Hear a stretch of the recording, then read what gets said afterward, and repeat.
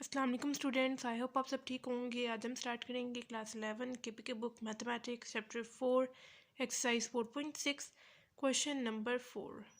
अच्छा, question number 4 start करने से पहले हम लोग कुछ कंसेप्ट ले लेते हैं ताकि ये वाले क्वेश्चन सॉल्व करने में आसानी हो। अच्छा, एक्सरसाइज 4.6 में आपके पास हार्मोनिक सीक्वेंस यूज़ हो रहा है, ठीक है।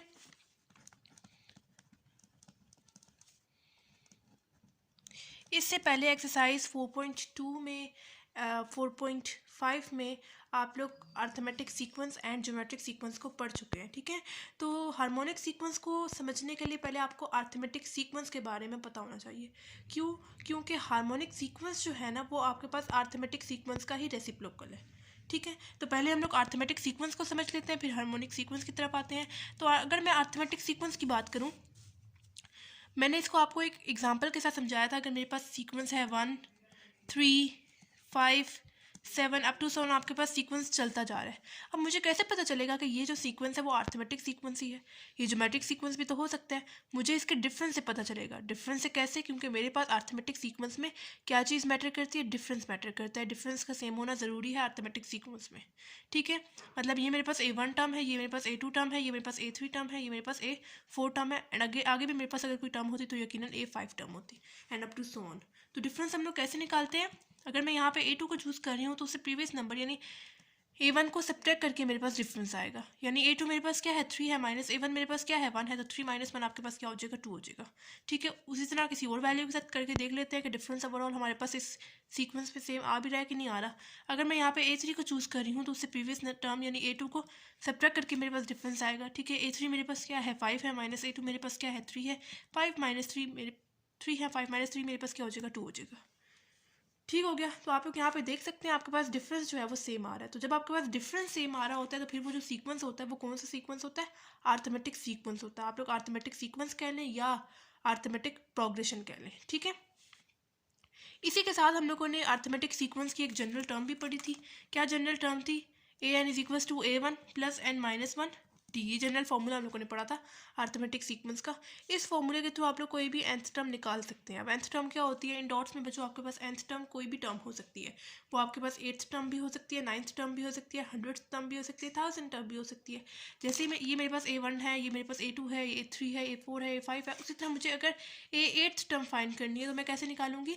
मैं सिंपली n को रिप्लेस कर दूंगी 8 से, यानी मेरे पास यहाँ पे nth टर्म क्या है 8 है ना, तो n को मैं रिप्लेस कर दूंगी 8 से, इज इक्वल टू A1। आपके पास जो सीक्वेंस गिवन होगा उसकी जो पहली टर्म होती है वो A1 होती है, ठीक है। पुट करेंगे प्लस n को जब मैंने यहाँ पे 8 से रिप्लेस किया तो आगे जब मेरे पास n आएगा तो उसको मैं 8 से रिप्लेस करूँगी, 8 माइनस 1 हो जाएगा। एंड d आपके पास डिफरेंस है, ठीक है। क्या आ रहा है इधर 2 आ रहा है, पुट कर देंगे A8 is equal to A1 plus 8 minus 1 आपके पास क्या आ जाएगा 7 एंड आगे वाला 2, मतलब डिफरेंस आपके पास मैटर करता है। जो भी सीक्वेंस होगा उसके थ्रू आप लोगों ने सॉल्व कर लेना, ठीक है। इनको मल्टीप्लाई कर लें, A1 की वैल्यू पुट कर लें, आपके पास आंसर आ जाएगा A8 का, ठीक है। तो ये था हमारे पास अर्थमेटिक सीक्वेंस, ठीक है। हार्मोनिक सीक्वेंस मैंने आपको बताया था कि ये आपके पास अर्थमेटिक सीक्वेंस का ही रेसिप्रोकल है, ठीक है। कैसे? अगर मैं यही सीक्वेंस हार्मोनिक सीक्वेंस में लिखूं तो मेरे पास कुछ ऐसे बनेगा। रेसिप्रोकल कैसे होगा? इस 1 के नीचे क्या है 1 है, तो जब मैं उसको हार्मोनिक सीक्वेंस में लिखूंगी तो मेरे पास आ जाएगा 1/1। यानी इस 3 के नीचे क्या है 1 है, जब मैं इसका रेसिप्रोकल लूँगी नीचे वाली टर्म ऊपर आ जाएगी एंड ऊपर वाली टर्म नीचे आ जाएगी। रेसिप्रोकल का यही मतलब होता है ना, जो चीज़ नीचे होती है वो ऊपर आ जाती है, जो चीज़ ऊपर होती है वो नीचे चली जाती है, ठीक है। उसी तरह नेक्स्ट वाली टर्म के 5 के नीचे क्या है 1 है, रेसिप्रोकल लेंगे मेरे पास आ जाएगा 1/5, आगे है 7, रेसिप्रोकल लेंगे मेरे पास 1/7 आ जाएगा, ठीक है। तो ये आपके पास हार्मोनिक सीक्वेंस, ठीक है। अब ये आपके पास हार्मोनिक सीक्वेंस बन रहा है, ठीक है। बस इतना याद रख लें कि हार्मोनिक सीक्वेंस जो है वो आपके पास अर्थमेटिक सीक्वेंस का ही रेसिप्रोकल है। अगर आपके पास पेपर में क्वेश्चन आ जाता है हार्मोनिक सीक्वेंस से रिलेटेड तो आप लोग क्या करेंगे, अपनी आसानी के लिए आप लोगों ने क्वेश्चन में जो भी आपको सीक्वेंस गिवन होगा आप लोगों ने सबसे पहले उसका रेसिप्रोकल ले लेना है, ठीक है। अगर आपके पास ये वाला सीक्वेंस पेपर में गिवन है और आपको हार्मोनिक सीक्वेंस दिया हुआ है, मतलब ये हार्मोनिक सीक्वेंस है ना, आपको अगर हार्मोनिक सीक्वेंस में क्वेश्चन दिया हुआ है तो आप लोगों ने क्या करना है, क्वेश्चन को सॉल्व करने के लिए सबसे पहले इसका रेसिप्रोकल ले लेना है, ठीक है। रेसिप्रोकल ले लेंगे तो वो आपके पास किस चीज़ में बन जाएगा, वापस से अर्थमेटिक सीक्वेंस में बन जाएगा, ठीक है। अर्थमेटिक सीक्वेंस आप लोग एक्सरसाइज 4.2 में पढ़ चुके हैं, आपको ज़्यादा अच्छे तरीके में समझ आ गई होगी, ठीक है। सिंपली आप लोगों ने यहाँ पे सारा अर्थमेटिक सीक्वेंस वाला काम करना है और आपके पास जो एंड पे आंसर आ जाएगा ना उसका वापस आप लोगों ने रेसिप्रोकल ले लेना, आपके पास हार्मोनिक सीक्वेंस में जो भी आंसर होगा वो आ जाएगा, ठीक है। क्या कहा मैंने, जब भी आपके पास हार्मोनिक सीक्वेंस का पेपर में क्वेश्चन आएगा आप लोगों ने सबसे पहले उसका रेसिप्रोकल ले लेना है। रेसिप्रोकल लेने के बाद उसको वो आपके पास किस चीज़ में बन जाएगा, अर्थमेटिक सीक्वेंस में बन जाएगा। कैसे अर्थमेटिक सीक्वेंस में बनेगा, आपके पास वहाँ पे डिफरेंस जो है वो सेम आ रहा होगा सब नंबर्स के दरमियान में, ठीक है। डिफरेंस पहले आप लोगों ने चेक कर लेना, उसके बाद जो भी टर्म आपको निकालनी होगी या जो भी फाइंड करनी होगी चीज़, सिंपल आप लोगों ने अर्थमेटिक सीक्वेंस वाला सारा काम करते हुए आपके पास एंड पे आंसर आ जाएगा। लेकिन वो आंसर जो आएगा वो अर्थमेटिक सीक्वेंस में ही आएगा, आप लोगों को उसको वापस रेसिप्रोकल लेके हार्मोनिक सीक्वेंस में कन्वर्ट करना होगा, ठीक है। तो ये हम लोग क्वेश्चन नंबर 1, 2 एंड 3 में कर चुके हैं, ठीक है। तो अभी हम लोग क्वेश्चन को सॉल्व करते हैं, क्वेश्चन नंबर 4 को, फिर हमें ज़्यादा बेहतर तरीके से समझ आ जाएगी, ठीक है। अच्छा, क्वेश्चन नंबर 4 है find the arithmetic, harmonic and geometric mean of each of the following, ठीक है। अच्छा, यहाँ पे इन तीनों के आप लोग फॉर्मूले नोट कर लें बेशक। क्या क्या यूज़ हो रहा है, arithmetic, harmonic and geometric mean, ठीक है। Arithmetic mean, geometric mean and harmonic mean, ठीक है। तीनों के फॉर्मूले आप लोग नोट कर लें, ठीक है। अर्थमेटिक मीन का फॉर्मूला आपके पास है a+b डिवाइडेड बाई 2, जबकि ज्योमेट्रिक मीन का फॉर्मूला है आपके पास ±√ab, एंड हार्मोनिक मीन का आपके पास फॉर्मूला है 2ab डिवाइडेड बाई a+b, ठीक है। ये 3 फॉर्मूले इंपॉर्टेंट हैं, ये आप लोग बेशक नोट कर लें इस क्वेश्चन को समझने के लिए, ठीक है। इन्होंने क्या बोला है कि आपको इस क्वेश्चन में 3 पार्ट्स दिए हैं, आप लोगों ने उसको arithmetic, harmonic and geometric means के साथ सॉल्व करना है, और हर पार्ट में आप लोगों ने ये चीज़ जो है वो प्रूफ करनी है। मतलब हर अर्थमेटिक मीन का जो आपके पास आंसर आएगा उसको आप लोगों ने मल्टीप्लाई करना है हार्मोनिक मीन के साथ, वो आपके पास आना चाहिए इक्वल किस चीज़ के, ज्योमेट्रिक मीन का जो आंसर होगा उसके स्क्वायर के इक्वल, ठीक है। यानी left hand side right hand side की इक्वल आनी चाहिए इसको सॉल्व करते हुए, ठीक है। अभी हम लोग फर्स्ट पार्ट को सॉल्व करते हैं ना, फिर आपको सही से समझ आ जाएगी। अच्छा जी, फर्स्ट पार्ट है 3.14 एंड 2.71, यानी पहली वैल्यू आपके पास है a एंड सेकंड वैल्यू है आपके पास b। सबसे पहले मैं इसको फाइंड करूंगी अर्थमेटिक मीन के साथ। अर्थमेटिक मीन का क्या फॉर्मूला है, a+b डिवाइडेड बाई 2। सिंपल फॉर्मूले में वैल्यू पुट करते हैं, हमारे पास आंसर आ जाएगा। a की क्या वैल्यू है 3.14 है, प्लस b की क्या वैल्यू है 2.71 है, डिवाइडेड बाई ये वाला 2। सिंपल कैलकुलेटर का काम है, 3.14 प्लस 2.71 डिवाइडेड बाई 2, आपके पास क्या आंसर आता है, आपके पास आता है इन दोनों को ऐड करके 5.85 डिवाइडेड बाई 2, ठीक है। इन दोनों को डिवाइड करके आपके पास फाइनल आंसर क्या आता है 2.925, ठीक है। यानी अर्थमेटिक मीन का आपके पास ये आंसर आ गया।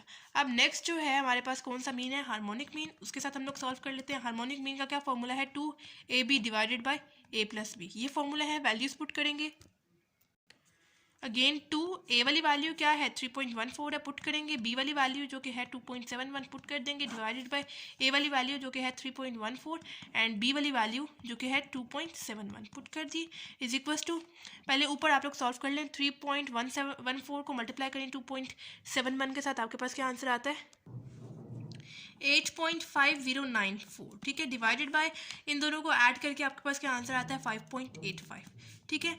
अब बेशक आप लोग डायरेक्ट कैलकुलेटर से आंसर निकाल लें। 2 × 8.5094 डिवाइडेड बाय 5.85, आपके पास क्या आंसर आता है, आपके पास आंसर आता है 2.909, ठीक हो गया।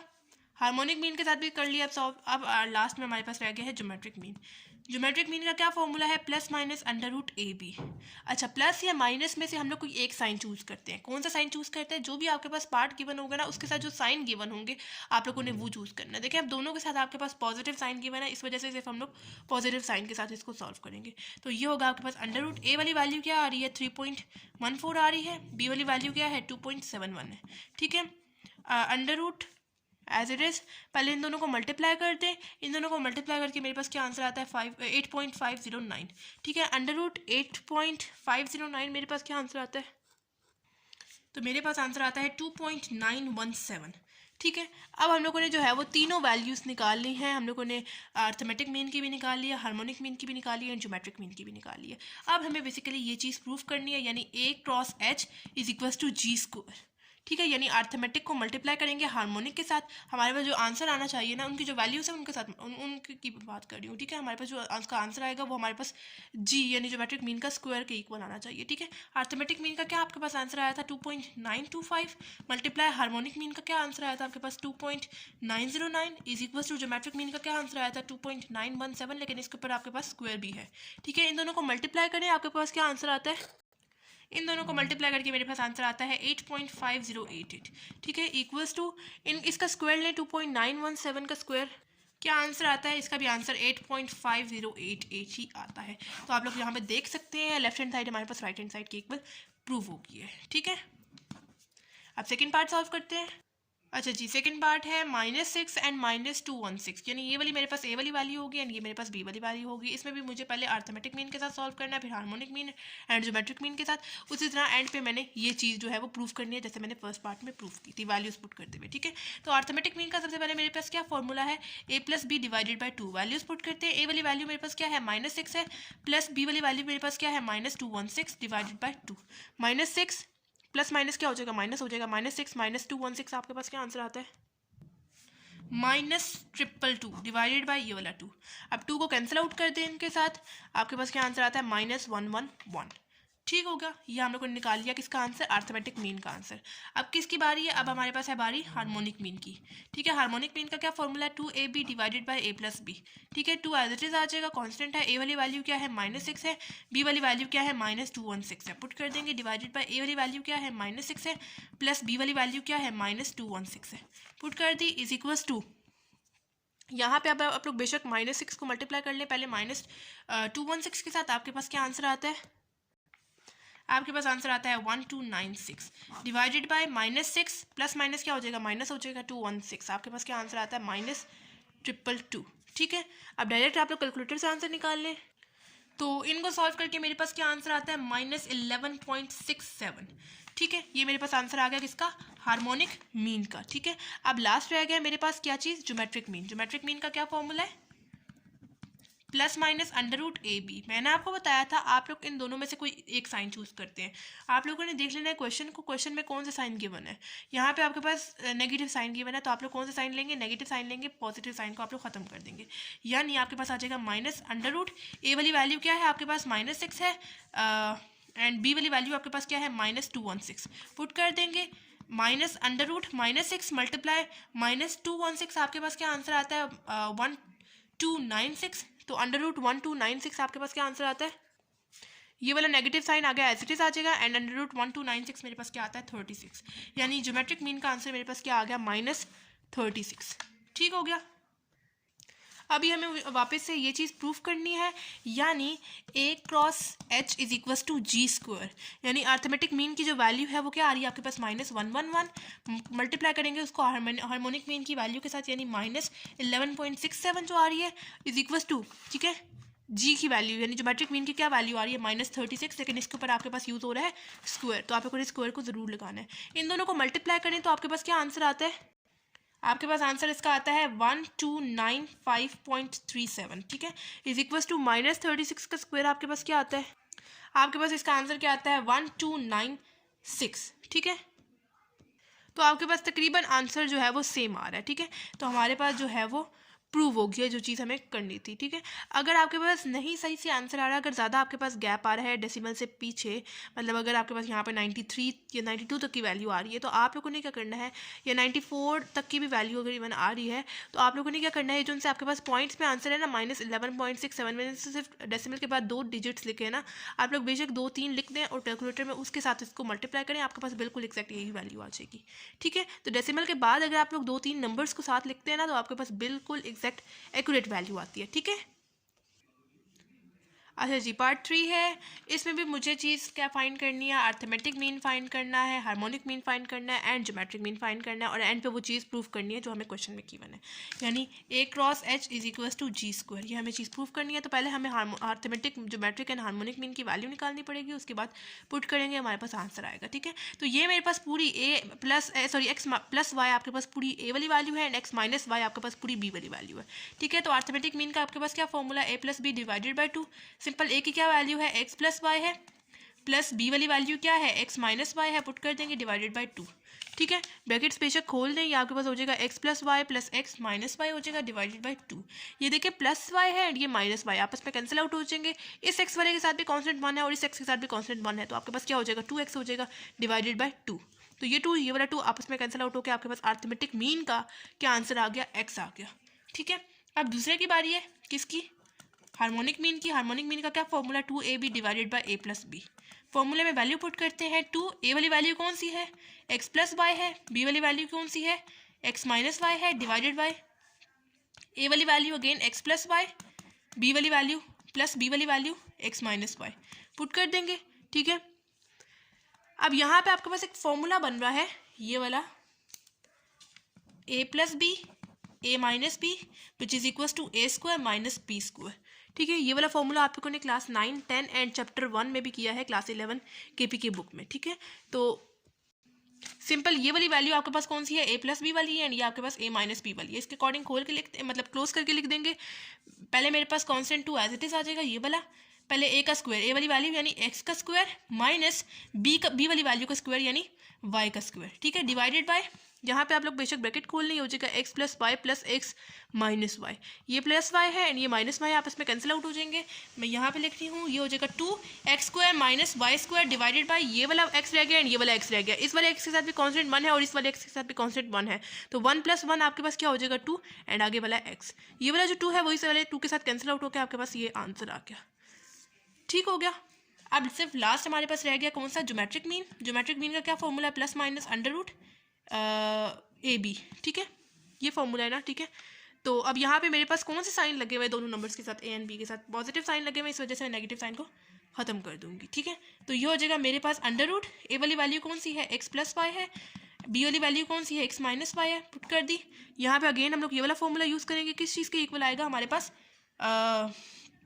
एक्स का स्क्वायर माइनस वाई का स्क्वायर, यानी ये मेरे पास ए प्लस बी वाली टर्म है, कि मेरे पास ए माइनस बी वाली टर्म है, किसके इक्वल होगा, ए का स्क्वायर यानी एक्स का स्क्वायर माइनस बी का स्क्वायर यानी वाई का स्क्वायर, ठीक है, पुट कर दी। अब हमें मेन ये चीज़ प्रूफ करनी है, यानी A cross H is equal to G square. A की क्या वैल्यू आ रही थी, एक्स आ रही थी, पुट करते हैं, मल्टीप्लाई हार्मोनिक मीन की क्या वैल्यू आ रही थी, ये आ रही थी यानी x square sorry minus Y square divided by x, ठीक है, is equal to G. Geometric mean की क्या वैल्यू आ रही है, under root x square minus Y square, ऊपर हम लोग स्क्वायर भी अप्लाई करेंगे क्योंकि हमारे पास यहाँ पे स्क्वायर यूज हुआ है। ये वाला जो स्क्वायर है वो तो अंडर रूट से कैंसिल आउट हो जाएगा, जबकि ये वाला जो एक्स है ये इस एक्स के साथ कैंसिल आउट हो जाएगा, क्योंकि ये वाला मल्टीप्लाई फॉर्म में एक्स एंड ये वाला डिवाइड फॉर्म में कैंसिल आउट हो गया। मेरे पास आंसर क्या आ गया, X square minus Y square is equal to X square minus Y square, यानी मेरे पास left hand side right hand side की इक्वल प्रूव होगी, ठीक हो गया। तो ये था हमारे पास क्वेश्चन नंबर 4, ठीक है। सिंपल फॉर्मूले में वैल्यूज़ पुट किए हैं और एंड पे ये चीज़ प्रूफ कर दिया, जो भी वैल्यूज़ आ रही थी पुट की, हमारे पास left hand side right hand side के इक्वल आ गई, ठीक हो गया। अच्छा जी, क्वेश्चन नंबर 5 है, very very very important question. मैंने आपको बताया था ये वाला क्वेश्चन हमारे पास एक्सरसाइज 4.2 में भी यूज़ हुआ है, लेकिन उस एक्सरसाइज में आपके पास अर्थमेटिक मीन के साथ यूज़ हुआ है। ये क्वेश्चन आपके पास एक्सरसाइज 4.4 में भी यूज़ हुआ है, लेकिन आपके पास ज्योमेट्रिक मीन के साथ यूज़ हुआ है। इस एक्सरसाइज में आपके पास हार्मोनिक मीन के साथ यूज़ हो रहा है, ठीक है। सिंपल हम लोग क्या करते थे, जो भी हमें सिचुएशन गिवन होती थी, यानी हमारे पास क्या गिवन है, A raise to power n + 1 plus B raise to power n + 1 divided by A raise to power n plus B raise to power n, जो भी हमें आगे मीन गिवन होता था। जैसे इस केस में मेरे पास हार्मोनिक मीन गिवन है, हम लोग इक्वल टू का साइन डालते हुए हार्मोनिक मीन का फॉर्मूला क्या है, ए 2ab divided by a + b, उसको उसके उस फॉर्मूले के इक्वल लिख देते थे। उसके बाद सिंपल हम लोग कर देते हैं इसको क्रॉस मल्टीप्लाई, मतलब आगे हम लोग को n की वैल्यू फाइंड करनी है ना, ठीक है, वैल्यू ऑफ n, हमें वैल्यू ऑफ n फाइंड करनी है, ठीक है। तो सिंपल हम लोग इनको क्रॉस मल्टीप्लाई कर देंगे, ये मेरे पास हो जाएगा a + b एंड आगे वाली चीज़ यानी a raise to power n + 1 plus B raise to power n + 1, next step में मैं इनको मल्टीप्लाई करूंगी, is equal to 2ab a raise to power n plus B raise to power n, ठीक हो गया। अब हम लोग इनको मल्टीप्लाई करते हैं। मल्टीप्लाई कैसे करेंगे, पहले ए को दोनों टर्म्स के साथ आगे मल्टीप्लाई करेंगे, यानी ए को मल्टीप्लाई करेंगे ए रेज़ टू पावर n + 1 के साथ, तो मेरे पास हो जाएगा ए ये वाला और एक ये वाला ए रेज़ टू पावर n + 1 ये वाला, ठीक है।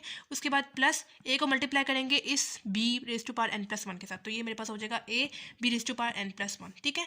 अब आती है बी की बारी, बी को पहले मल्टीप्लाई करेंगे इसके साथ, उसके बाद इसकी बारी आएगी, प्लस बी को मल्टीप्लाई करेंगे ए रेज़ टू पावर n + 1 के साथ, तो मेरे पास हो जाएगा ए रेज़ टू पावर n + 1 और ये वाला बी आगे मैं लिख रही हूँ ऐसे करके, ठीक है। उसके बाद प्लस अब बी को मल्टीप्लाई करेंगे b raise to power n + 1 के साथ, तो ये हो जाएगा मेरे पास बी ये वाला डॉट ये वाला b raise to power n + 1, ठीक है, इज इक्वल टू, अब इसकी बारी राइट साइड की बारी कैसे मल्टीप्लाई करेंगे, पहले हम लोग 2ab को मल्टीप्लाई करेंगे इसके साथ, तो मेरे पास क्या आ जाएगा 2ab और ये वाला a raise to power n ऐसे आ जाएगा ना, यानी 2ab डॉट ये लगाया और a raise to power n आ गया प्लस। अब 2ab को मल्टीप्लाई करेंगे b raise to power n के साथ, तो ये हो जाएगा मेरे पास 2ab dot b raise to power n, मतलब ये मल्टीप्लाई हो रहे हैं। नेक्स्ट स्टेप पे थोड़ा सा हम लोग इसको अरेंज करके लिखेंगे, यानी देखें ये देखें मेरे पास बेसिस सेम है तो क्या मेरे पास पावर्स ऐड हो जाएंगी, यानी ये देखें इस वाले ए के ऊपर मेरे पास क्या है, पावर ए 1 है, तो मेरे पास बेसिस सेम है तो मेरे पास पावर्स ऐड हो जाएंगी, यानी 1 + n + 1 मेरे पास क्या आ जाएगा, देखें 1 + n + 1, पावर ये वाली 1 है प्लस n + 1 आपके पास क्या आ जाएगा, n + 2 आ जाएगा, यानी 1 + 1 आपके पास 2 हो जाएगा ना। ठीक है, बेसिस सेम है मेरे पास तो मैंने पावर्स को ऐड कर दिया। उसी तरह ये मेरे पास एज इट इज़ आ जाएगा a b raise to power n + 1 plus a raise to power n + 1 and आगे वाला b डॉट, यहाँ पे भी वही काम करना है। देखिए बेसिस सेम है, एक दफ़ा करके लिखेंगे, इस b के ऊपर भी पावर मेरे पास क्या है 1 है, यही वाला काम करना है। मेरे पास क्या हो जाएगा n 1 + 1 क्या हो जाएगा 2 हो जाएगा, क्योंकि आपको पता है ना बेसिस से जब सेम हो जाती है तो पावर्स आपके पास ऐड हो जाती हैं। ठीक है, आगे आपके पास क्या आ जाएगा 2, ये वाला जो b है इसको एक साइड पे करके लिखते हैं। यहाँ पे देखिए ये वाला a एंड ये वाला a बेसिस सेम हो जाएंगी तो आपके पास पावर्स ऐड हो जाएंगी, यानी हो जाएगा आपके पास a n + 1। ठीक है, इस a के ऊपर भी पावर क्या है 1 है, बेसिस जब सेम हो जाएंगी तो पावर्स ऐड हो जाएंगी, 1 + n लिख दें या n + 1 लिख दें, बात एक ही है। ठीक है, प्लस उसी तरह 2a, यहाँ पे देखें बेसिस सेम है, पावर्स आपके पास ऐड हो जाएंगी, इस b की पावर क्या है 1 है, तो मैं क्या लिख सकती हूँ n + 1। ठीक है, बेसिस सेम है, पावर्स ऐड हो जाएंगी। अब सारी चीज़ों को एक तरफ ले जाएं, यानी a raise to power n + 2 plus a b raise to power n + 1 plus a raise to power n + 1 b, ये प्लस आएगा। ठीक है, b raise to power n + 2। अब इस पर ये जो सी आपके पास राइट साइड पे चीज़ें उनको भी लेफ्ट साइड पे ले आएँ, प्लस है दूसरी तरफ जाएगा तो -2 a raise to power n + 1 b हो जाएगा, एंड प्लस है दूसरी तरफ जाएगा तो -2 a b raise to power n + 1 हो जाएगा, पीछे आपके पास सिंपल रह जाएगा 0। ठीक है, तो अब यहाँ पे मुझे 2 के पेयर्स बनाने हैं, कैसे मैं बनाऊँगी, लेकिन पहले आप इसको सॉल्व कर लें थोड़ा सा। यानी यहाँ पे देखें a raise to power n + 1 आ रहा है एंड ये आ रहा है आपके पास -2 a raise to power n + 1 b, तो मैं क्या इन दोनों को सॉल्व कर सकती हूँ, यानी ये मेरे पास हो जाएगा a raise to power n + 2 plus and यहाँ पे भी मेरे पास है -2 a b raise to power n + 1, यानी plus a b n + 1 and -2 a b raise to power n + 1 है। तो इसके साथ कांस्टेंट क्या है 1 है, तो 1 -2 आपके पास क्या हो जाएगा -1 हो जाएगा। ठीक है, ये हो जाएगा आपके पास -1 और आगे वाला a b raise to power n + 1 simple हो गया। ठीक है, यानी आपके पास था a b raise to power n + 1 and यहाँ पे था आपके पास -2 a b raise to power n + 1, तो मैंने इसको सॉल्व कर लिया। यहाँ पे था +1 एंड यहाँ पे था -1, +1 आपके पास क्या आ गया -1 एंड आगे वाली चीज़ as it is a b raise to power n + 1। उसी तरह यहाँ पे देखें a raise to power n + 1 b and ये आपके पास है -a raise to power n + 1 b, तो क्या मैं इन दोनों को सॉल्व कर सकती हूँ। इस a के साथ भी कांस्टेंट मेरे पास 1 है और इसके साथ -2 है, तो +1 -2 आपके पास क्या हो जाएगा -a raise to power n + 1 b, आगे वाली चीज़ मैंने एज इट इज़ लिख दी है। ठीक है, यानी a raise to power n + 1 b and a raise to power n + 1 b as it is मैंने आगे लिख दिया। ठीक है, यानी कॉन्स्टेंट्स को मैंने सॉल्व कर लिया। सिंपल आगे मेरे पास ये रह जाएगा plus b raise to power n + 2 = 0। अब मुझे यहाँ पे बनाने हैं 2 के पेयर्स मैं कैसे बनाऊंगी, मुझे यहाँ पे बेसिकली फाइंड करनी है n की वैल्यू, तो मैं क्या करूँगी, मैं बना रही हूँ a raise to power n + 2, ये जो से स्टार्ट वाली वैल्यू है, और ये वाला एक चूज़ करी हूँ, यानी -a raise to power n + 1 b।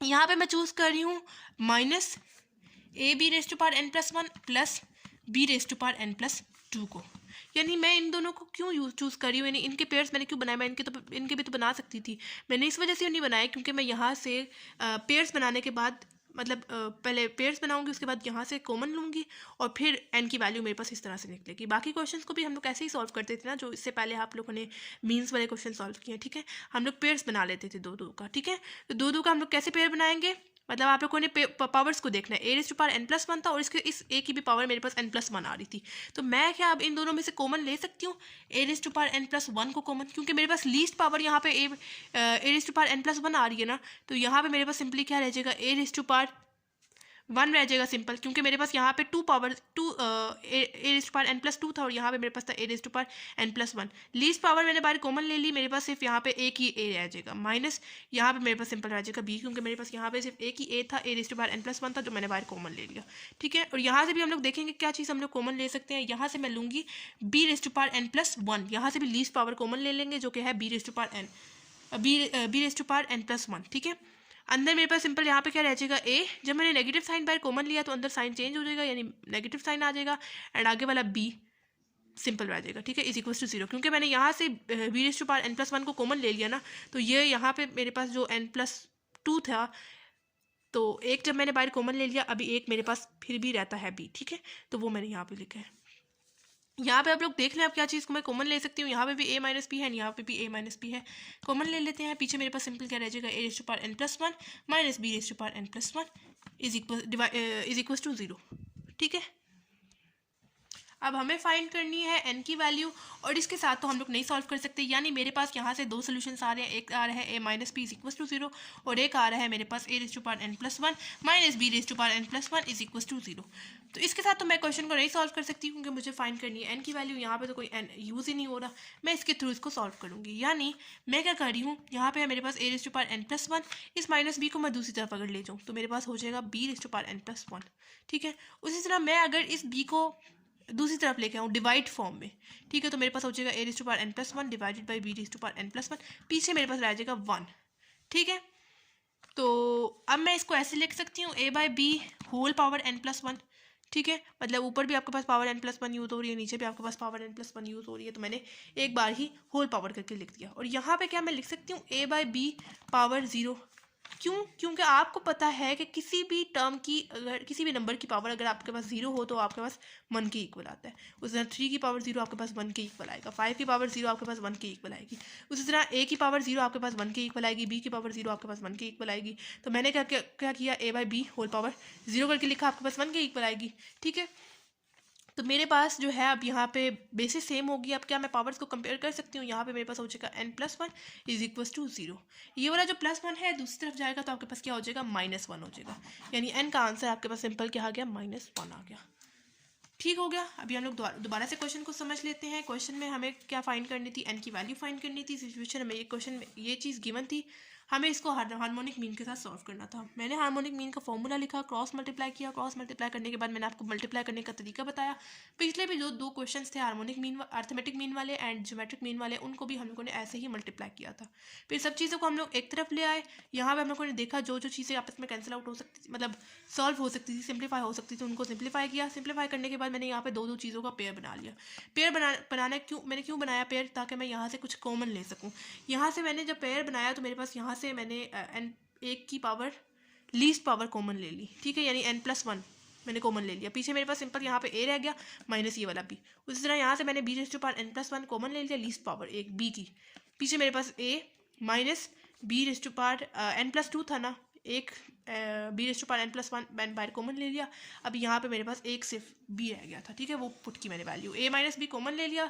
पीछे मेरे पास ये रह गया a raise to power n+1 minus b raise to power n+1। दोनों को मैंने इक्वल्स टू 0 लिखा क्योंकि ये भी अलग से 0 के इक्वल है एंड ये भी मेरे पास अलग से 0 के इक्वल है। इसके थ्रू मैं इस क्वेश्चन को नहीं सॉल्व कर सकती क्योंकि मुझे फाइंड करनी है n की वैल्यू, और यहाँ पे कहीं भी n यूज़ नहीं हो रहा। मैंने इसके थ्रू इसकी n की वैल्यू फाइंड करना चाहा। माइनस b को जब मैं दूसरी तरफ ले गई तो मेरे पास plus b raise to power n+1 हो गया। जब मैं वापस दूसरी तरफ लेकर है, पीछे मैंने 0 नहीं पुट करना, मैंने 1 पुट करना है क्योंकि मैं दूसरी तरफ डिवाइड फॉर्म में लेके गई हूँ उसको, ठीक है। अब क्या मैं पावर्स को मतलब a by B whole power n+1 करके लिख सकती हूँ कि मेरे पास ऊपर और नीचे सेम पावर यूज़ हो रही है। और यहाँ पे मैंने क्या किया, मैंने पावर्स को कंपेयर करने के लिए मैंने यहाँ पे लिख दिया a by B whole power 0, क्योंकि आपको पता है किसी भी चीज़ की किसी भी टर्म या नंबर की पावर अगर आपके पास 0 हो तो वो आपके पास 1 के इक्वल आती है, ठीक है। हम लोगों के पास बेसिस सेम हो गया, हम लोगों ने पावर्स को कंपेयर किया, मेरे पास n का क्या आंसर आ गया, -1 आ गया, ठीक हो गया। अच्छा जी, क्वेश्चन नंबर 6 हमारे पास है, insert two harmonic mean between 12 and 48, ठीक है। अब ये आ गया हमारे पास इंसर्ट वाला क्वेश्चन, ठीक है। इंसर्ट वाले क्वेश्चंस को हम लोग कैसे सॉल्व करते थे, अगर मैं यहाँ पे आपको अर्थमेटिक मीन के एग्जांपल दूँ तो हमारे पास कोई दो नंबर्स, जैसे इस केस में मेरे पास दो नंबर्स गिवन है 12 एंड 48। हम लोग क्या करते थे, जो पहला वाला नंबर गिवन होता था उसको स्टार्ट में लिखते थे ऐसे, एंड जो लास्ट वाला नंबर गिवन होता था उसको एंड पे लिखते थे ऐसे। और जितने भी हमें नंबर दिए जाते थे साथ हमें बताया जाता था कि इतने मीन्स को आप लोगों ने इंसर्ट करना है। हमें यहाँ पे दिया हुआ है 2 मीन्स दिए हैं, यानी 2 हार्मोनिक मीन्स को आप लोगों ने इन 2 नंबर्स के दरमियान में इंसर्ट करना है। ठीक है, तो अगर मैं इसको अर्थमेटिक मीन के अकॉर्डिंग लिखूँ, आपको समझाऊँ, तो मेरे पास ये आ जाएगा A1 एंड A2, यानी मेरे पास 2 नंबर्स गिवन है 12 एंड 48, उसके दरमियान में मुझे 2 अर्थमेटिक मीन को इंसर्ट करना है, मैंने इंसर्ट कर दिया। ठीक है, उसके बाद मुझे यहाँ पे फाइंड करनी है इस A1 एंड A2 की वैल्यू। ठीक है, A1 एंड A2 की वैल्यू फाइंड करने के लिए सबसे पहले मैं इधर निकालती थी डिफरेंस कैसे निकालती थी, अर्थमेटिक मीन के जनरल फॉर्मूले से, यानी an is equal to A1 plus n-1 d, इस फॉर्मूले से। ठीक है, उसी तरह हमारे पास अगर ज्योमेट्रिक मीन में क्वेश्चन गिवन होता था, उसी तरह 12 एंड 48 की अगर मैं एग्जांपल लूँ, 2 नंबर्स हमें गिवन है क्वेश्चन में 12 एंड 48, ज्योमेट्रिक मीन में हमें ज्योमेट्रिक मीन्स हमें 2 इंसर्ट करने हैं, इनके नंबर्स के दरमियान में G1 एंड G2 इंसर्ट होगा। ठीक है, ज्योमेट्रिक मीन्स के लिए। ठीक है, इंसर्ट कर दिए। इसमें हम लोग क्या चीज़ पहले देखते थे, मुझे G1 एंड G2 की वैल्यू फाइंड करनी है, इसके लिए हम लोग क्या चीज़ देखते थे, पहले R यानी रेशो की वैल्यू निकालते थे। ठीक है, उसी तरह मुझे इस क्वेश्चन में वापस आते हैं क्वेश्चन पे, इस क्वेश्चन में मुझे फाइंड करनी है हार्मोनिक मीन। तो मैंने आपको बताया था कि हार्मोनिक मीन जो है वो आपके पास, जैसे अर्थमेटिक सीक्वेंस जो है, सॉरी हार्मोनिक सीक्वेंस जो है वो आपके पास अर्थमेटिक सीक्वेंस का रेसिप्रोकल है, उसी तरह हार्मोनिक मीन भी आपके पास अर्थमेटिक मीन का रेसिप्रोकल है। तो मैंने आपको क्या बताया था, जब भी आपके पास क्वेश्चन गिवन होगा हार्मोनिक मीन का, तो आप लोगों ने क्वेश्चन के स्टार्ट में ही उसको पहले अर्थमेटिक मीन में कन्वर्ट कर लेना है। कैसे कन्वर्ट करना है, सिंपल उसका रेसिप्रोकल ले लेना है। यानी यहाँ पे जो मेरे पास हार्मोनिक मीन्स जो नंबर गिवन है, यानी 12 एंड 48, इसका अगर मैं रेसिप्रोकल लूँ तो मेरे पास क्या आ जाएगा, 1/12 एंड 1/48। ठीक है, तो पहले मैं इसको सॉल्व करूंगी अर्थमेटिक सीक्वेंस के, अर्थमेटिक मीन के साथ, एंड एंड पे जो मेरे पास आंसर आएगा उसका मैं वापस से रेसिप्रोकल ले लूँगी, तो मेरे पास हार्मोनिक मीन के अकॉर्डिंग आंसर आ जाएगा। ठीक है, तो मेरे पास जो 2 नंबर हैं वो है 1/12 एंड 1/48, किसमें, अर्थमेटिक मीन में। हमें यहाँ पे क्या चीज़ इंसर्ट करनी है, 2 हार्मोनिक मीन्स को इंसर्ट करना है। हार्मोनिक मीन को मैं ऐसे शो करूँगी, यानी अर्थमेटिक मीन में हार्मोनिक मीन को हम लोग कैसे शो करेंगे, 1/H1 एंड दूसरा 1/H2, ऐसे। अगर मैं इसी का हार्मोनिक सीक्वेंस पे बनाऊँ ना, हार्मोनिक मीन में सीक्वेंस बनाऊँ, तो मेरे पास ऐसे बनेगा 12 एंड 48 12 स्टार्ट में एंड 48 एंड पे। 2 हार्मोनिक मीन्स को इंसर्ट करना है, यानी H1 एंड H2। लेकिन मैंने आपको बताया था हार्मोनिक मीन अपनी आसानी के लिए आप लोगों ने क्या करना है, सबसे पहले उसको अर्थमेटिक सीक्वेंस में, अर्थमेटिक मीन जो भी क्वेश्चन गिवन होगा उसमें कन्वर्ट कर लेना है। ठीक है, मैंने इसको अर्थमेटिक मीन में कन्वर्ट कर लिया। पहले मैं इसको अर्थमेटिक मीन के साथ सॉल्व करूँगी, एंड पे वापस से इसका रेसिप्रोकल ले लूँगी। मेरे पास जो 2 आंसर, जो 2 H1 एंड H2 की वैल्यू है वो आपके पास आ जाएंगी। ठीक है, तो करते हैं सॉल्व। क्या करना होता है, सबसे पहले फाइंड, ये मेरे पास अगर मैं इसको A1 A2 के अकॉर्डिंग देखूँ, तो मेरे पास ये A1 टर्म है, ये मेरे पास A2 टर्म है, ये मेरे पास A3 टर्म है, ये मेरे पास A4 टर्म है। मुझे सबसे पहले निकालना है इनका डिफरेंस, क्योंकि अर्थमेटिक मीन में मेरे पास डिफरेंस मैटर करता है। ठीक है, arithmetic sequence and arithmetic series में मेरे पास डिफरेंस मैटर करता है, वैसे ही अर्थमेटिक मीन में मेरे पास डिफरेंस मैटर करता है। पहले मुझे यहाँ पे चेक करना है कि क्या ये अर्थमेटिक सीक्वेंस में है कि नहीं है, क्योंकि 4 वैल्यूज़ है ना, 4 टर्म्स हैं, उनका सीक्वेंस ही बना रही है। ठीक है, तो पहले मुझे इनका फाइंड करना है कि क्या ये अर्थमेटिक सीक्वेंस में है कि नहीं है। डिफरेंस फाइंड करना है कि जो उनसे H1 1/H1 की मुझे मैं वैल्यू जो निकाल रही हूँ उनके दरमियान में कितना गैप है। ठीक है, तो कैसे हम लोग निकालेंगे डिफरेंस, आपको फॉर्मूला पता है ज्योमेट्रिक सीक्वेंस का, general formula an is equal to A1 plus n-1 d। Simple इस फॉर्मूले में वैल्यू पुट करते हैं, मेरे पास डिफरेंस आ जाएगा।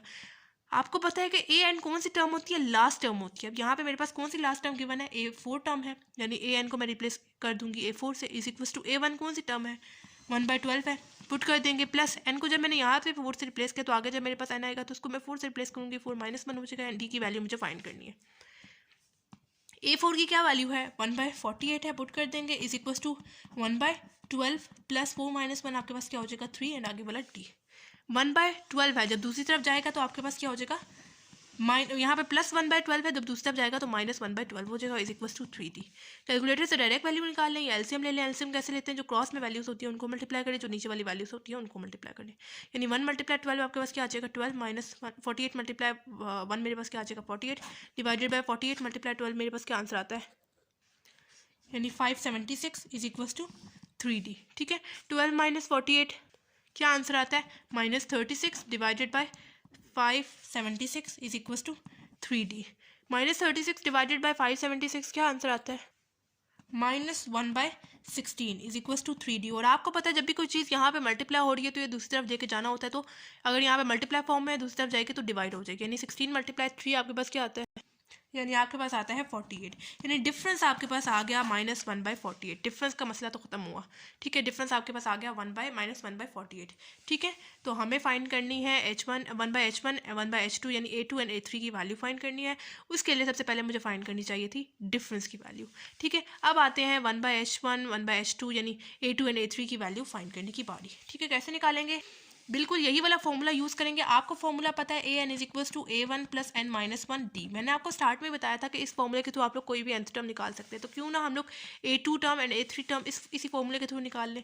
यानी सिंपल हम लोग क्या करेंगे, N को रिप्लेस कर देंगे। पहले मुझे किस चीज़ की वैल्यू फाइंड करनी है, 2 की, तो मैं 2 से रिप्लेस कर दूँगी। = A1 कौन सी टर्म है, फर्स्ट टर्म है जो कि है 1/12 सॉरी, प्लस n को जब मैंने यहाँ से यहाँ पे 2 से रिप्लेस किया तो आगे जब मेरे पास n आएगा तो उसको मैं 2 से रिप्लेस करूँगी, 2 - 1 हो जाएगा। एंड D डिफरेंस अभी निकाला है -1/48 आ रहा है, पुट कर देंगे। A2 की वैल्यू मुझे फाइंड करनी है। A2 को अब बेशक यहाँ पे आप लोग रिप्लेस कर दें 1/H1 से, ठीक है। =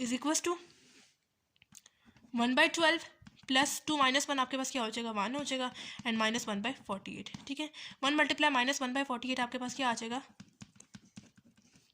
-1/48 आ जाएगा, ठीक है। या यहाँ पे आप लोग बेशक अब डायरेक्ट कैलकुलेटर से वैल्यू निकाल लें। मेरे पास क्या आंसर आता है इसका, 1/16 आता है, ठीक है। तो अब मुझे यहाँ पे मेरे पास H1 का क्या आंसर आ गया, 1/16 आ गया, ठीक है। अब मुझे वापस से अच्छा पहले पूरा क्वेश्चन सॉल्व कर लेते हैं, फिर वापस वैल्यूज़ पुट करते हैं, ठीक है। अब मुझे फाइंड करनी है A3 यानी 1/H2 की वैल्यू। तो कैसे फाइंड करूँगी, आपको जनरल फॉर्मूला पता है, यानी AN = A1 + N - 1D। मैंने आपको बताया था कोई भी nth टर्म आप लोग इस फॉर्मूले के थ्रू निकाल सकते हैं, तो क्यों ना हम लोग A3 टर्म इस फॉर्मूले के थ्रू निकाल लें, ठीक है। यानी मैं क्या करूँगी, n को रिप्लेस कर रही हूँ 3 से, = A1 कौन सी टर्म है, फर्स्ट टर्म है जो कि 1/12 है, प्लस n को जब मैंने यहाँ पे 3 से रिप्लेस किया तो आगे जब मेरे पास n आएगा तो उसको मैं 3 से रिप्लेस करूँगी, 3 - 1 हो जाएगा। एंड डिफरेंस की क्या वैल्यू आ रही है, -1/48 पुट कर देंगे। A3 = 1/12 प्लस 3 - 1 आपके पास क्या हो जाएगा, 2 हो जाएगा, -1/48, ठीक है। A3 = 1/12 प्लस यहाँ पे आप लोग बेशक कटिंग कर लें, 2 1s are and 2 24s are 48, ठीक है। तो आपके पास क्या आ जाएगा, -1/24, ठीक है। प्लस माइनस आपके पास माइनस हो जाएगा, ठीक है। यहाँ पे नेगेटिव साइन डाल दें। यानी A3 = 1/12 -1/24। आप लोग डायरेक्ट कैलकुलेटर से वैल्यू निकाल लें या LCM ले लें। आपका क्या आंसर आता है, 1/24। यानी अब A3 को आप लोग बेशक रिप्लेस कर दें किस चीज़ से, 1/H2 से। क्या आंसर आता है, 1/24।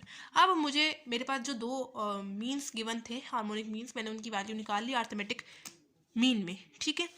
जो कि मेरे पास आ रही है 1/H1 एंड 1/H2 की वैल्यू आ रही है 1/24 एंड 1/16। लेकिन मुझे यहाँ पे फाइंड करनी है H1 एंड H2 की वैल्यू। तो सिंपल मैं क्या करूँगी, इनका रेसिप्रोकल ले लूँगी। H1 की वैल्यू लाने के लिए इसका रेसिप्रोकल लूँगी तो मेरे पास क्या हो जाएगा, H1/1 हो जाएगा, = यहाँ पे हो जाएगा 16/1। अगर नीचे 1 हो तो उसे कोई फर्क नहीं पड़ता, अगर यही 1 ऊपर हो तो उसे फर्क पड़ता है, ठीक है। तो H1 की वैल्यू मेरे पास क्या आ गई, 16 आ गई। उसी तरह यहाँ पे भी रेसिप्रोकल लेंगे, मेरे पास क्या हो जाएगा, H2/1, उसी तरह 24/1। तो आपके पास H2 का आंसर क्या आ गया, 24 आ गया, ठीक है। यानी H2 आंसर 24 एंड H1 का क्या आ रहा है, 16 आ रहा है, ठीक है। सिंपल क्या किया इस क्वेश्चन में, हमें यहाँ पे बोला हुआ था कि आप लोगों ने दो हार्मोनिक मीन्स को इंसर्ट करना है 12 एंड 48 के दरमियान में। पहले मैंने आपको बताया कि क्या कैसे हम लोग इंसर्ट करते हैं। फिर मैंने आपको बताया कि हार्मोनिक सीक्वेंस जैसे अर्थमेटिक सीक्वेंस का रेसिप्रोकल होता है, वैसे ही हार्मोनिक मीन भी आपके पास अर्थमेटिक मीन का ही रेसिप्रोकल होता है, ठीक है। तो हम लोग क्या करेंगे, पहले हार्मोनिक मीन में जो दो वैल्यूज़ गिवन है, जो दो नंबर्स गिवन है, उसका हम लोग रेसिप्रोकल ले लेंगे, ताकि हम लोग पहले उसको अर्थमेटिक मीन में तो लेके आए, लेके आ गए। फिर मैंने स्टार्ट में लिखा 1/12 को एंड लास्ट में लिखा 1/48 को। अब पूरा क्वेश्चन मैंने पहले अर्थमेटिक मीन के अकॉर्डिंग करके सॉल्व किया, अर्थमेटिक सीक्वेंस के अकॉर्डिंग करके सॉल्व किया, ठीक है। यानी मेरे पास A1 टर्म क्या होगी, 1/12 होगी। जैसे हार्मोनिक मीन में आपके पास ये चीज़ बन रही है, उसी तरह सॉरी हार्मोनिक सीक्वेंस में आपके पास ये चीज़ बन रही है, अर्थमेटिक सीक्वेंस में आपके पास 1/H1 1/H2 एंड 1/48 इस तरह करके बनेगी, ठीक है। अब मुझे फाइंड करनी है सबसे पहले D की वैल्यू, बाकी H1 एंड H2 की वैल्यू फाइंड करने के लिए। तो डिफरेंस की वैल्यू मैं इसी फॉर्मूले के थ्रू निकालूंगी। वैल्यूज़ मुझे सब पता है, पुट की, मेरे पास डिफरेंस की वैल्यू आ गई -1/48। अब मुझे फाइंड करनी थी 1/H1 एंड 1/H2 की वैल्यू। तो मैं क्या करूँगी, A2 एंड A3 के साथ इस क्वेश्चन को सॉल्व कर लूँगी।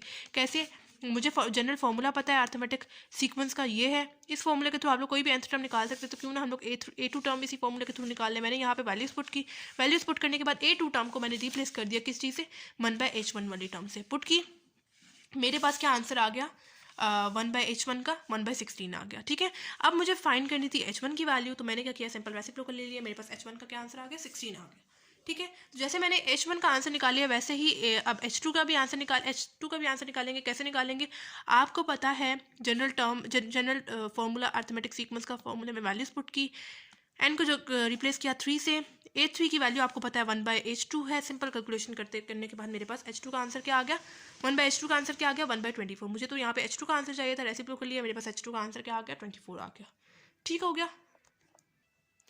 अच्छा जी, क्वेश्चन नंबर 7 है। अब इसमें हमें 4 हार्मोनिक मीन्स को इंसर्ट करना है इन दो नंबर्स के दरम्यान में। तो मैंने आपको क्या बताया था, सबसे पहले आपको पास जो भी हार्मोनिक मीन या हार्मोनिक सीक्वेंस में चीज़ गिवन होगी आप लोगों ने उसका रेसिप्रोकल लेना है ताकि हम लोग उसको कन्वर्ट कर सकें अर्थमेटिक मीन या अर्थमेटिक सीक्वेंस में। ठीक है, तो मुझे हार्मोनिक मीन में दो नंबर्स गिवन है 7/3 एंड 7/11। ठीक है, तो मैं इसका रेसिप्रोकल ले लूँगी क्योंकि मुझे पता है हार्मोनिक मीन जैसे अर्थमेटिक मीन का रेसिप्रोकल होता है। तो मेरे पास अर्थमेटिक मीन में क्या वैल्यू आ जाएंगी? दो स्टार्ट एंड लास्ट की, 3/7 एंड 11/7। ठीक है, तो यहाँ पे मैं लिख रही हूँ 3/7 एंड 11/7। इनके दरमियान में मुझे कितने 4 हार्मोनिक मीन्स को इंसर्ट करने, लेकिन यहाँ पे मैंने इसका रेसिप्रोकल ले लिया, इस वजह से मैं यहाँ पे हम लोग इसको हार्मोनिक मीन के अकॉर्डिंग करके लिख लेते हैं। यानी ये जो नंबर है 7/3 एंड 7/11, 7/3 स्टार्ट में एंड 7/11 एंड पे आएगा। इनके दरमियान में मुझे 4 हार्मोनिक मीन्स को इंसर्ट करना है ऐसे। ठीक है, लेकिन मैंने आपको बताया था हार्मोनिक सीक्वेंस आपके पास अर्थमेटिक सीक्वेंस का रेसिप्रोकल होती है, उसी तरह हार्मोनिक मीन आपके पास अर्थमेटिक मीन का रेसिप्रोकल होता है। तो आप लोगों के पास जब भी हार्मोनिक मीन का क्वेश्चन आए, हार्मोनिक सीक्वेंस का क्वेश्चन आए, आप लोगों ने सबसे पहले उसको अर्थमेटिक मीन में या अर्थमेटिक सीक्वेंस में जो भी आपके पास क्वेश्चन होगा उसमें कन्वर्ट कर लेना है ताकि हम लोग उसके थ्रू पहले सॉल्व कर लें, एंड पे उसका रेसिप्रोकल ले लेंगे। ठीक है, तो अब मैं इसको अर्थमेटिक सीक्वेंस के अकॉर्डिंग करके लिख रही हूँ। यानी ये मेरे पास हो जाएगा 1/H1, 1/H2, 1/H3 and 1/H4। ठीक है, तो ये मेरे पास अगर मैं देखूँ A1 के अकॉर्डिंग तो ये मेरे पास A1 टर्म होगी, A2 टर्म होगी, मेरे पास A3 टर्म होगी, A4 टर्म होगी, ये मेरे पास A5 टर्म होगी, ये मेरे पास A6 टर्म होगी। मुझे यहाँ पे फाइंड करनी है 1/H1 से लेके 1/H4 तक वैल्यूज़। तो सबसे पहले मुझे इनका फाइंड करना है डिफरेंस। डिफरेंस कैसे फाइंड करते हैं? डिफरेंस मैं डायरेक्ट फाइंड नहीं कर सकती, मैं क्या करूँगी, मैं इस फॉर्मूले यानी जनरल फॉर्मूले के थ्रू, यानी AN = A1 + n - 1 D, इस फॉर्मूले के थ्रू डिफरेंस की वैल्यू निकाल लूँगी। मुझे सारी वैल्यूज़ पता है, फॉर्मूले में वैल्यू पुट करूँगी और मेरे पास आंसर आ जाएगा। AN की क्या वैल्यू है? AN कौन सी टर्म होती है आपके पास? लास्ट टर्म होती है। लास्ट टर्म मेरे पास क्या गिवन है? A6, यानी n को रिप्लेस कर दिया 6 से, = A1 का टर्म है 3/7 है, पुट कर देंगे, प्लस n को जब मैंने यहाँ पे 6 से रिप्लेस किया तो आगे जब मेरे पास n आएगा तो उसको मैं 6 से रिप्लेस करूँगी, 6 - 1 हो जाएगा। एंड डिफरेंस की वैल्यू मुझे फाइंड करनी है। A6 की क्या वैल्यू, आप वैल्यू पुट कर देते हैं, 11/7 हो जाएगा, = 3/11 + 6 - 1 आपके पास क्या हो जाएगा? 5, एंड आगे वाला D 3/7 प्लस फॉर्म में दूसरी तरफ जाएगा तो आपके पास सब्ट्रैक्ट हो जाएगा ऐसे, = 5D। इनको आप लोग बेशक सब्ट्रैक्ट कर लें तो 11/7 - 3/7 आपके पास क्या आता है? 8/7 आता है, = 5D। और आपको पता है जब भी कोई चीज़ मल्टीप्लाई हो रही होती है और दूसरी तरफ लेके जाना होता है तो आपके पास डिवाइड हो जाती है, और डिवाइड में 7 के साथ मल्टीप्लाई होगी, 7 × 5 आपके पास क्या आ जाएगा? 35 आ जाएगा, = D। यानी डिफरेंस का आंसर आपके पास ये आ गया। अब मुझे फाइंड करनी है 1/H1, 1/H2, 1/H3 and 1/H4 की वैल्यू। ठीक है, तो वैल्यूज फाइंड करेंगे। 1/H1 आपके पास किस चीज़ के इक्वल था? A2 के इक्वल। 1/H2 आपके पास A3 के इक्वल। 1/H3 आपके पास A4 के इक्वल, एंड ये आपके पास A5 के इक्वल था। ठीक है, ये देखें ना, ये आपके पास पहले आपके पास स्टार्टिंग की वैल्यू थी एंड लास्ट की वैल्यू थी, दरमियान में आपके पास A2, A3, A4 and A5 use हो रहा था। ठीक है, तो बिल्कुल क्वेश्चन नंबर 6 की तरह मैं इनकी वैल्यू जनरल फॉर्मूले यानी AN = A1 + n - 1 D के थ्रू सॉल्व करूंगी। यानी AN की क्या वैल्यू है, पहले मैं n को रिप्लेस करूंगी 2 से, यानी A2 की वैल्यू निकालूंगी, फिर A3, फिर A4 एंड A5 की। यानी n को रिप्लेस कर रही हूँ 2 से, = A1 कौन सी वैल्यू है, क्या वैल्यू थी? अच्छा, अर्थमेटिक सीक्वेंस वाली ही देखनी है, क्या थी? 3/7 थी, पुट कर दी, प्लस n को जब मैंने यहाँ पे 2 से रिप्लेस किया तो आगे जब मेरे पास n आएगा तो उसको मैं 2 से रिप्लेस करूँगी, 2 - 1 हो जाएगा। एंड D की वैल्यू अभी निकाली है 8/35। ठीक है, ये हो जाएगा A2 = 3/7 प्लस 2 - 1 आपके पास क्या हो जाएगा? 1 हो जाएगा, एंड 8/35। ठीक है, A2 = 3/7 प्लस 1 × 8/5 आपके पास हो जाएगा 8/35। डायरेक्ट कैलकुलेटर से वैल्यू निकाल लें या LCM ले लें। 3/7 प्लस 8/35 आपके पास क्या आंसर आता है? 23/35। ठीक हो गया, ये आ गया आपके पास A2 का आंसर। A2 को आप बेशक यहाँ पे आप रिप्लेस कर दें किस चीज़ से, यहाँ पे क्या है हार्मोनिक सीक्वेंस में 1/H1। ठीक है, तो पहले हम लोग सारी वैल्यूज पुट कर लेते हैं, फिर कन्वर्ट, या बेशक अभी कन्वर्ट कर लें। मुझे फाइंड करनी है H1 की वैल्यू, तो आप लोग बेशक इसका रेसिप्रोकल ले लें। रेसिप्रोकल कैसे लेंगे? जब लेफ्ट साइड पे रेसिप्रोकल लिया तो हम लोग राइट साइड पे भी लेंगे, यानी जो चीज़ नीचे होती है वो ऊपर आ जाएगी, एंड जो चीज़ ऊपर होती है वो नीचे चली जाएगी। यानी आपके पास H1 का क्या आंसर आ गया 35/23। ठीक है, जैसे H1 का आंसर निकाला है बाकियों का भी वैसे ही निकालेंगे। अब आ रही है किसकी A3 की, यानी 1/H2 की।